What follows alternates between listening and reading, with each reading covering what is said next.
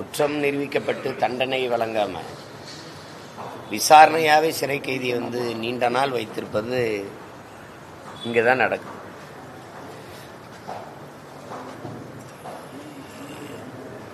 பதினைந்து ஆண்டுகள் ஏறக்குறைய. இப்போ நீங்கள் பாஷாப்பாலாம் இறந்துட்டாங்க. நான் அவங்களோட கைது செய்யப்பட்ட எல்லாருமே குற்றம் நிரூபிக்கப்பட்டு தண்டனை வழங்கப்பட்ட அப்படி கிடையாது, விசாரணை கைதிகள் தான் அனுபவிச்சிருக்காங்க. அதே போல தான் நம்ம பன்னா இஸ்மாயில், பிலால் மாலிக்கு, தம்பி போலீஸ் பக்ருதீன், இவங்க 3 பேருமே விசாரணை கைதிகளாக தான் இன்னும் இருக்கிறாங்க. 13 ஆண்டுகள் கடந்துருச்சு. அவங்கள தனிமை சிறையில் வச்சு ஒரு மிகப்பெரிய கொடுங்கோளர் மாதிரி வச்சு அவங்கள தோணும் போதெல்லாம் அடிக்கிறது. அம்மா சொல்கிறாங்க பாருங்க, உடையற்ற உடலோட பெரிய தடிகளை கொண்டு தாக்குற அளவுக்கு அவங்க அப்படி மனு பார்க்கறதுக்கு நாள் கேட்டு அனுமதி பெற்று தான் போகிறாங்க. இங்கேருந்து சென்னைக்கு எவ்வளோ தூரம்னு உங்களுக்கு தெரியும். அது வயதான அம்மா, அவங்களுக்கு உடல்நிலை சரியில்லை, சர்க்கரை நோய் இருக்குது. இந்த சூழலில் அவங்களை அழைச்சிட்டு போய் அந்த நேரத்தில் அனுமதி இல்லைன்னு மறுப்பதெல்லாம் எவ்வளோ கொடூர மனமும் அது போக்குங்கிறத. இது மாதிரி நாடங்களும் நிறைய துயரங்கள் இருக்குது. இதை சொல்லி வடிக்க முடியாமல் அவங்க பிள்ளைகள் நாங்கள் கேட்டு இது என்ன செய்யறதுன்னு. ஏற்கனவே இந்த மாதிரி முதலா சிறைக்குள்ள தாக்குதல் செய்யும்போது ஒரு சிறை அதிகாரி, அவர் இஸ்லாமிய சிறை அதிகாரியை வச்சு தான் தாக்குனாங்க. அப்போ அவங்களுக்குள்ள பிரச்சனை வரட்டும், அதையும் நான் எதிர்த்து அப்போ அறிக்கை கொடுத்து இது பண்ணேன். தம்பி போலீஸ் பக்ருதீன் சிறை விடுப்பில் வரும்போதெல்லாம் எனக்கு அழைச்சி பேசுவார், நாங்கள் நெருக்கோம். அப்போ அந்த இதில் அவர் கண் பார்வை மங்கி கொண்டு வருது. ஏற்கனவே என் தம்பி அபுதாகிர், அவனுக்கு 2 சிறுநீரமும் பழுதாயிருச்சு. பழுதாகி அவனோட சிறையில் இருந்தவங்கிற முறையில் நான் அவன் நன்கு அறிவேன். அப்போ அவன் மருத்துவமனையில், கோவை மருத்துவமனையில் அனுமதிக்கப்பட்டிருந்த போது நான் போய் பார்த்தேன். நான் பேசுறது அவனுக்கு கேட்குது, அவன் பேசுறது எனக்கு கேட்கல. ஏன்னா குரல் வரலை. அப்போ காதை கொண்டு கிட்ட வச்சு பேசும்போது எப்படியாவது என்னை, அவன் வெளியில் தான் இருக்கான். அந்த மருத்துவமனையில் இயங்குற திறனற்று போய் கொஞ்சோண்டு உயிர் தான் இருக்கு உடம்புல. அது அவன் வீட்டில் ஆமா அதை தான் சொல்றாங்க. அப்போ இறப்புக்கு நான் போனேன். அப்போ அவர் என்னை அந்த நிலையிலையும் இந்த அதிகாரங்கள் விடுதலை செய்ய மனசு இல்லை. போற அந்த உயிரை அவன் கொஞ்சம் கொஞ்சமா அனுபவிச்சுக்கிட்டு இருக்குது, அந்த உயிர் துடிச்சுக்கிட்டு இருக்கு. அதை வீட்டில் போய் போட்டோன்னு இல்லை. அவர் இறப்புக்கும் நான் போனேன், பெருந்துயரம்.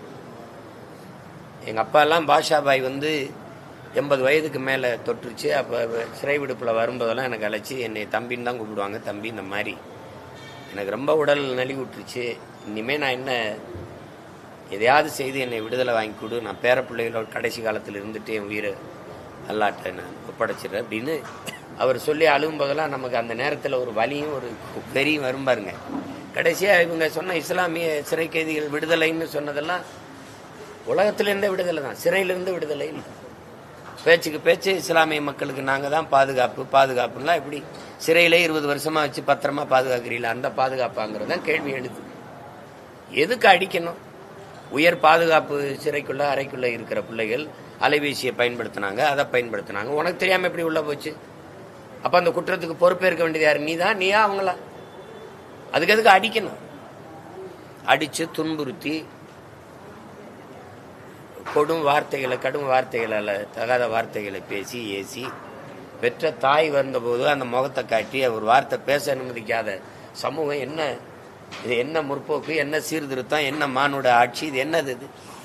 இதெல்லாம் எங்கே போய் சொல்றது? சொல்லுங்க. இது மாதிரி இதை சிறை என்பது ஒருவர் செய்த குற்றத்திற்கு அவர் கண்டித்து வருந்தி திருந்தி மறுபடியும் வாழ வாய்ப்பளிப்பதற்கு தான் கொண்டு வந்திருக்கு. அண்ணல் காந்தியடிகளே சிறை என்பது ஒரு மனநல மருத்துவமனை தானே ஒளி, அது கொலைக்களம் அல்லங்கிறதான் அண்ணல் காந்தியடிகளின் கூற்றை. தண்டிக்கிறதுக்கல்ல, கண்டிச்சு திருத்தி இது பண்ணல. அது சிறைக்கிலே வச்சு கொல்றதுக்கல்ல, விசாரணைன்னு கூட்டிட்டு போய் அடிச்சு கொல்றது, சிறைக்கில வச்சு அடிச்சு இது பண்றது. இங்க வெளியில தெரியுதா? இங்க தெரியல, அவ்வளவுதான். உலகத்திலே வலிமையான ஆயுதம் ஏழைகளின் கண்ணீருங்கிறான். அது எங்கள் தாய்கள் சிந்துற கண்ணீர், அல்லல் பற்ற ஆற்றாத அழுத கண்ணீர் என்றோ செல்வத்தை தேய்க்கும் படைங்கிறான் எங்க வள்ளுவ பெருமகனார். இந்த அல்லல் பற்று ஆற்றாது அல்லது எங்க தாய்மார்கள் சிந்துற கண்ணீர் ஒரு நாள் இந்த ஆட்சி அதிகாரத்தை அதல பாதாளத்தில் வீழ்த்து முடிக்கும். நீ எழுதி வச்சுக்க, அது நடக்கும். அம்மா சொல்ற மாதிரி நாங்க எல்லாத்தையும் கவனிக்காம இருக்கலாம். எல்லாம் அல்ல இதை கவனிச்சுட்டு தானே இருக்கிறாரு. எல்லாருக்கும் எல்லாம் தெரியுது இல்லது என்ன நடக்குது இந்த பூமி பந்துல, என்ன ஒழுங்கீனம், என்ன தீமை, என்ன கொடுமை, எவ்வளவு வதை, இதெல்லாம் என்னது. ஆட்சியாளர் இன்னைக்கு இருக்கிற ஐயா முதல்வர் அவர்கள் தான் பேசினாரு. இன்னும் நான் காணொலி இருக்கு, நான் வேணா ஊடகவியலாளருக்கு அனுப்புறேன். அப்பாவி இஸ்லாமிய சிறை கைதிகளை விடுதலை செய்ய எனக்கு வாக்கு தாருங்கள், எனக்கு அதிகாரம் தாருங்கள் கேட்டது இருக்கு. என் தாயின் மீது, என் தமிழ் மீது, என் தலைவன் பிரபாகரன் மீது ஆணையிட்டு சொல்றேன், பேசுறது. அப்ப நீங்க வாக்கு கேட்கும் போது நாங்க அப்பாவில் சிறைவாசிகளா இருக்குது, வெற்றி பெற்று வந்த பிறகு நாங்க எப்படி பயங்கரவாதி தீவிரவாதிகளா வரோம்? நீங்க சொன்ன வார்த்தையை நிறைவேற்றி இருக்கிறா. 4 ஆண்டு முடிஞ்சு போச்சு.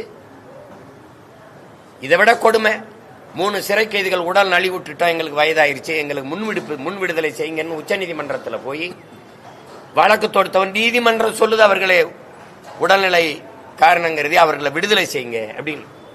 நீங்க கொண்டு போகணும் மக்கள்கிட்ட, விடுதலை செய்யுங்கன்னு சொல்லுது.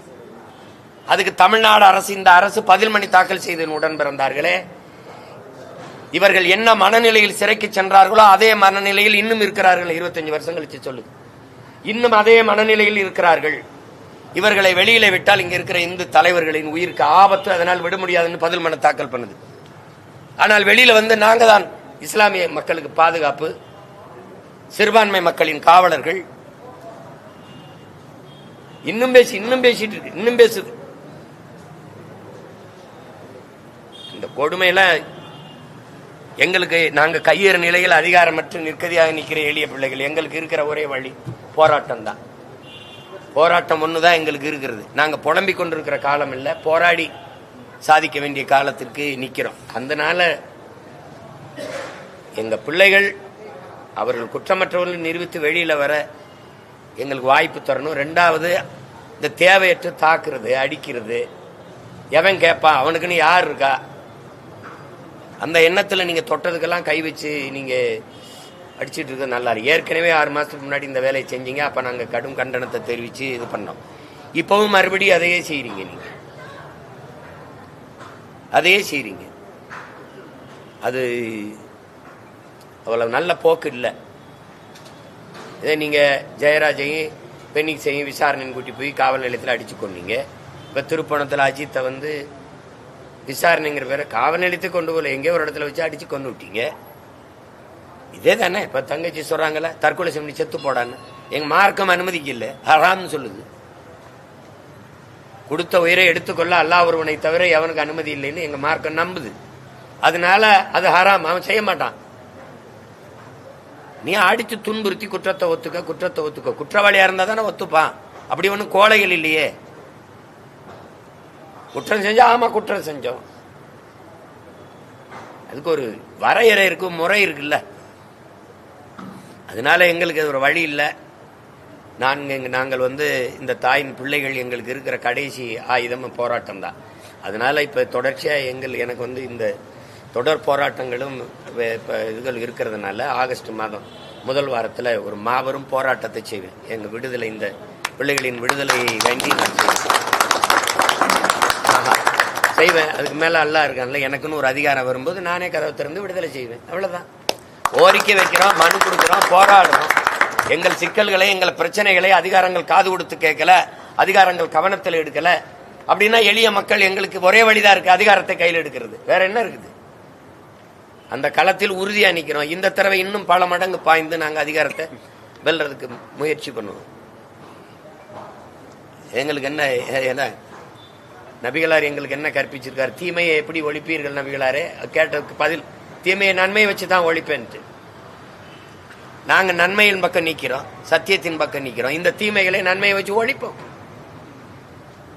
வரலாறு எங்களும் காலச்சக்கரம் சுரண்டு கொண்டுதான் இருக்கிறது.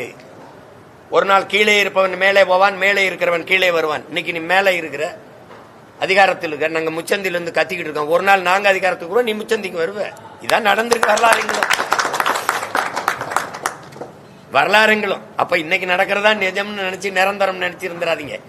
எளியோர் சிலர் வலியோர் தம்மை வதையை புரிகுவதா பொடுதல, வலியோர் சிலர் எளியோர் தம்மை வதையை புரிகுவதா, மகராசர்கள் உலகாளுதல் நிலையாமெனும் நினைவாங்கிறாங்க புரட்சி பாவலர். இதே இந்த அதிகாரம் நிரந்தரம் நினைச்சா ஆடாத.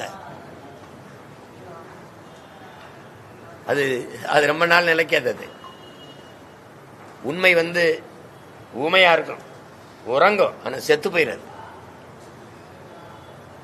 நியாயம்னு ஒண்ணு இருக்குல்ல, எல்லா சிறைவாசிகளுக்கும் இருக்கிற நடைமுறையா எங்களுக்கு கடைபிடிங்க. எங்கள் தாய்மார்கள் எங்க குடும்பத்து பிள்ளைகள் பார்க்க வந்தா மனுவுக்கு அனுமதிங்க. அவங்களோட ஆசுவாசப்படுத்தி ஆறுதலா 2 ஒரு வார்த்தையை பகிர்ந்து கொள்ள அனுமதிங்க. தூரத்தில் நின்று கையை கூட ஆட்ட விடலன்னு மாலிக்கூட இந்த என் தாய் பேசுறா. நீ பதில் வச்சிருக்கீங்களா? பதில் வச்சிருக்கீங்களா? கண் பார்வை மங்கி கொண்டிருக்குது பக்ரீதீனுக்கு. அவன் பார்வை இருக்கும் போதே அனுப்பி வைப்பா, என்னை பார்க்கட்டும் என் தாய். என்ன இந்த தாய் கேட்கிற பதில் வச்சிருக்கீங்களா?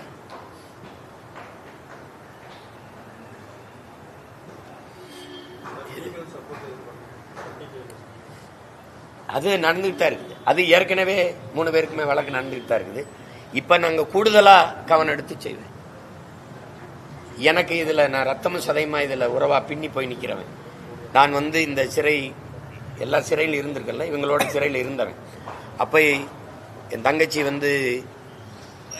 கையை பிடிச்சிருந்த இஸ்லாமிய சிறை கைதிகள் விடுதலைக்கு நான் ஆர்ப்பாட்டம் செய்யும் போது கோவையில் ஒரு தங்கச்சி இதே மாதிரி தங்கச்சி என் கையை பிடிச்சிட்டு அழுதது இன்னும் அப்படியே என் மனசுக்குள்ள வலியா நிக்குது. கையை பிடிச்சிட்டா அண்ணா இவ மகளை பக்கத்தில் வச்சுக்குது. என் மருமகன் இந்த பிறக்கும் போது உள்ள போனாருன்னா 18 வயசு ஆயிடுச்சு. 18 வயசு ஆயிடுச்சு. அவளுக்கு நிக்கா பண்ணி கல்யாணம் பண்ணி திருமணம் பண்ணி கொடுக்கணும். அதுக்கு அப்பான்னு ஒருத்தர் இருக்கணும் இல்லைன்னா அதுக்காவது அவரை வெளியில கொண்டு வான்னு என் கையை பிடிச்சி அழுதது எனக்கு இன்னும் கேட்குது. நான் அவளை விட அவ அழுகிறா, நான் அழுகல. அவளுதான் நான் அவளை மாதிரி எளிய மகன் தான். எனக்கு அதிகாரம் இல்லையே. இருந்திருந்தா என்னது இது? இதெல்லாம் கொடுமை நடக்குது இங்க. எங்க அண்ணன் சொன்னதான், எங்க அண்ணன் பழனி பாபா சொன்னதான், இந்த மக்கள் பாவம். யாராவது ஒருத்தன் அன்பா 2 வார்த்தை சொல்லிட்டா இவன் தான் நமக்கான தலைவன் பின்னாடி போயிடான்டா. அதான்டா பிரச்சனைன்ற. எங்களுக்கென்று அதிகாரம் இல்லாதனால தானே, எங்களுக்கென்று பேச குரல் இல்லாதனால தானே, நாங்க அதிகாரமற்ற அரசியல் வலிமையற்ற எளிய மக்களா இருக்கிறதுனால எங்களை விரட்டுறீங்க. நாங்களது சிறிய கூட்டம் நினைச்சிட்டு இருக்கிறீங்க. 13 கோடி மக்கள் உலகெங்கும் பரவி வாழக்கூடிய 13 கோடி தமிழ் தேசிய இனத்தின் மக்கள் நாங்கள். இந்த மக்களின் இந்த மண்ணின் பூர்வீக குடிகள். இந்த மார்க்கத்தை ஏற்றுக்கோம்னா மார்க்கம் எங்கள்கிட்ட வந்துச்சு. இந்த மார்க்கம் சரியா இருந்தது ஏற்றோம். நாங்க இங்கதான் இருந்தோம். மற்றவர்களை போல குடியேறுவீர்கள் கிடையாது. நாங்க மார்க்கம் எங்களுக்கு ஏற்புடையது. மார்க்கம்னா புனித வழி. இஸ்லாம் ஒரு புனிதமான வழி, தூய வழி, தூய மார்க்கம். அதனால ஓர் இறையை ஏற்று நபிகள் வழியை ஏற்று பின்தொடர்ந்து ஓர் இறை ஏக இறைவன் அல்லான்னு ஏற்று இந்த மார்க்கத்தை கடைபிடிக்கிறோம் நாங்க. ஆனா இந்த மண்ணின் மக்கள் எங்கள் மார்க்கம்தான் இஸ்லாமிய ஒழிய நாங்கள் மொழியால் இனத்தால் பெருத்த தேசியனத்தின் மக்கள் தமிழர்கள். நாங்க நாதியற்றவர்களோ நிற்க ஒன்னும் கேட்க ஆளற்றவர்களோ ஒன்றும் கிடையாது. எங்களுக்குன்னு ஒரு கூட்டம் இருக்குது. அது அதனால ஆகஸ்ட்ல இதே ஒரு அறிவிப்பா செய்யற மிகப்பெரிய போராட்டத்தை இதே மதுரை மண்ணில் இதே என் தாய்கள் தங்கைகளுக்கு முன்னாடி நான் மாபெரும் போராட்டத்தை செய்யறேன். நீங்க அதுக்குள்ள கவனத்தை எடுத்து எங்க பிள்ளைகளை தொடர்றதை நிப்பாட்டுங்க. திருப்பி நான் மனு போட்டு எங்க அண்ணனோட நான் பார்ப்பேன். மறுபடி தொட்டிங்க சித்திரம்னு செய்யலே முற்றுகையிட்டு போராடு. எனக்கு ஒண்ணு உங்களை எல்லாருக்கும் முன்னாடி எனக்கு வேற வேலை கிடையாது. எங்க ஊர்ல கோயிலுக்கு காலை நேர்ந்து விட்ட மாதிரி என்ன ஆத்தாளப்ப இந்த நாட்டுக்கு மக்களுக்கு என்னை நேர்ந்து விட்டுதான். எனக்கு ஒண்ணுமே கிடையாது. தேர்தல் போட்டிடுறது வெல்றதெல்லாம் 5வது 6வது கடமை தான் எனக்கு. இதுதான் என் மக்களின் துயர துன்பங்களை துடைப்பது, என் நிலத்தை வளத்தை காப்பது, மக்களின் நலத்தை பாதுகாப்பது, என்னை பெற்ற தாய்மார்களின் கண்ணீரை பார்த்து ரசிக்கிறதுக்கு இல்லை. நாங்க அதுக்கான காரணத்தை கண்டு துடைக்கிறதுக்கு தான் நாங்க இந்த களத்துல நிக்கிறோம். அதை கவனத்தில் வச்சுட்டு ஆட்சியாளர்கள் வேலை செய்யணும். திருப்பி நான் வருவேன், மனு போட்டு போய் பார்ப்பேன். பக்ரீதனையும் பார்ப்பேன், இஸ்மாயிலையும் பார்ப்பேன், மாலிகையும் பார்ப்பேன். பார்த்து என்ன நடக்குதுன்னு கேட்பேன். இதெல்லாம் நிப்பாட்டிக்கிறீங்க, நல்லதில்லை. அதுதான் ஐயா, ஒரு வருஷமா தானே சொல்லுங்க, ஓராண்டா தான் நடக்குது. ஏன்னா என்ன, இந்த குற்றத்தை வழக்க முடிக்கணும், பழிய போட்டு குற்றம் பாருங்க.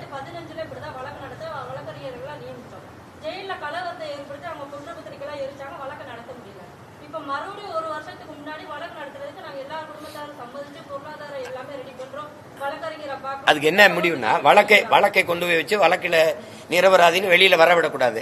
அப்படிங்கும்போது அடிச்சு அவங்கள மேல ஒரு பிரச்சனையை பண்ணி அதை ஒரு இதாக்கி அந்த வழக்கை நீட்டிக்கணும், அவ்வளவுதான். அவங்க சொல்றாங்க பாருங்க, ஒவ்வொரு முறையும் வழக்கை எடுக்க முன்னாகும் போதெல்லாம் எடுத்து வழக்கறிஞரை வைக்கிறோம். எப்பெல்லாம் நாங்க கேஸ பார்க்க நினைக்கிறோமோ அப்பெல்லாமே இந்த ஒண்ணு கலவரத்தை ஏற்படுத்துறாங்க, இல்லைன்னா இவங்களை அடிச்சு துன்புறுத்துறாங்க.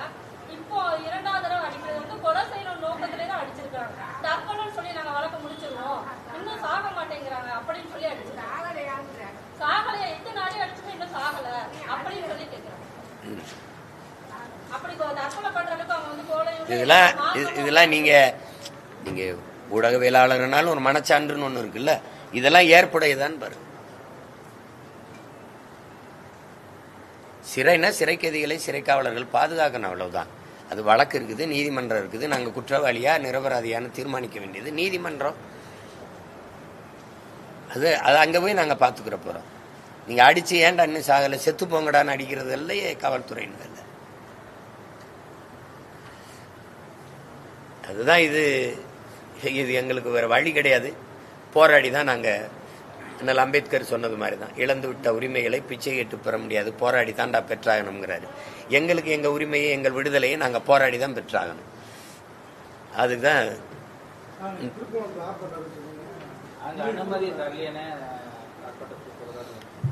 இல்ல அதுல என்ன நடக்குதுன்னா, 8ஆம் தேதி நாங்க அறிவிச்சு கேட்கும்போது, முதல்ல அனுமதி கேட்கும்போது கொடுத்துட்றாங்க. அப்புறம் கண்டந்தேவி தேர் திருவிழா இருக்குது, அது ரொம்ப உணர்வுபூர்வமான சிக்கலா இருக்குது, அது சென்சிட்டிவ் விஷயங்கிறாங்க. அதனால மொத்த காவல்துறையும் நாங்கள் அங்கே போயிடுவோம் பாதுகாப்புக்கு. அதனால இங்கே உங்களுக்கு இது பண்ண முடியாது அப்படின்னு அவங்க சொன்னாங்க. அந்த உயர் காவல்துறை அதிகாரி, மாவட்ட காவல்துறை அதிகாரிகிட்ட நானே பேசினேன். அப்படின்னா அடுத்த நாள் கொடுங்க, நான் நேற்றே வந்துட்டேன் ஆர்ப்பாட்டத்துக்குன்னு. அப்போ அடுத்த நாள் இன்னைக்கு கொடுங்கன்னு கேட்டேன். நீங்கள் மனு கொடுங்க, நாங்கள் மேலிடத்தில் கேட்டுட்டு சொல்கிறேன். நாங்கள் கொடுத்தோம். அப்புறமா இரவுல அந்த ஒரு நேரம் வச்சிருக்காங்க, அதிக 1 மணிக்கு தான் வேலை செய்யறாங்க அவங்க. இரவு ஒவ்வொரு நாளும் 1 மணிக்கு தான் மறுத்து கொடுக்கறதெல்லாம் 1 மணிக்கு வீட்டில் எழுப்பி கொடுப்பாங்க. இன்னைக்கும் அதே மாதிரி இல்லை, எங்க நீதிமன்றத்தில் வழக்கு இருக்குதுன்னு. இப்போ எனக்கு வேற வழி இல்லை, நாளைக்கு எனக்கு ஆடு மாடுகளின் மாநாடு இருக்கு, அடுத்தடுத்து வேலை இருக்கு. அவங்களுக்கு ஒரே வேலை தான், எனக்கு பல வேலை இருக்குது. அதனால நான் அனுமதி கொடுத்தா போராடுவேன், அனுமதி கொடுக்கலைனாலும் மீறி போராடுவேன். என்ன அதிகபட்சம் வழக்கு தானே, சிறை தானே, அதெல்லாம் அஞ்சுகிற ஆள் மாதிரி எங்களுக்கு தெரியுதா? அது ஒன்றும் இல்லை. எனக்கு 100 கேள்விகள் இருக்கு, அதை என் மக்களுக்கு முன்னாடி இந்த அதிகாரத்திற்கு எழுப்பு.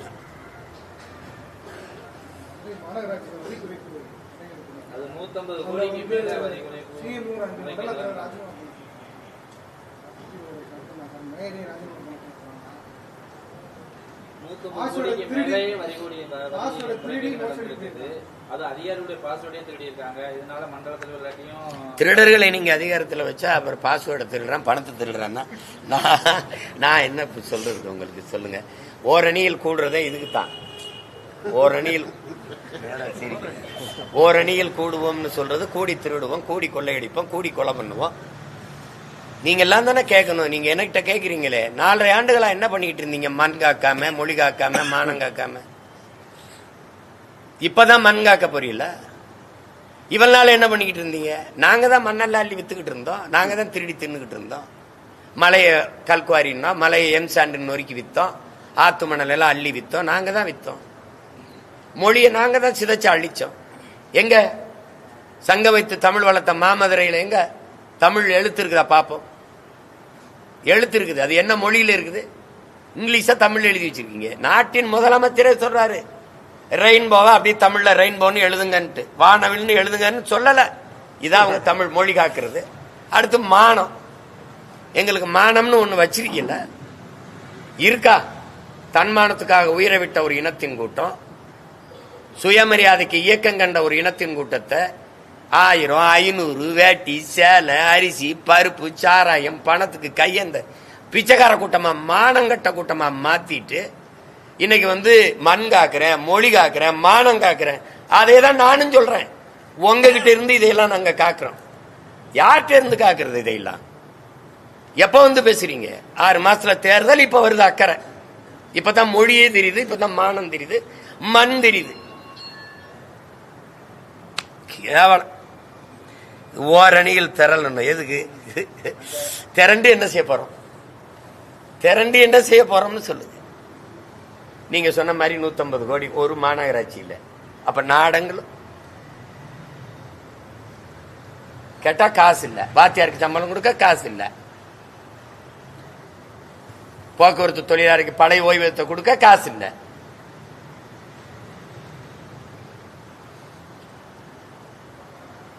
இந்த சிக்கலை கொண்டு போங்க. என் தாய் தங்கையினுடைய கண்ணீரை கொண்டு போங்க. ஆகஸ்ட் முதல் வாரத்தில் மிகப்பெரிய போராட்டம் இருக்குங்கிற செய்தியை கொண்டு போங்க. நன்றி, வணக்கம்.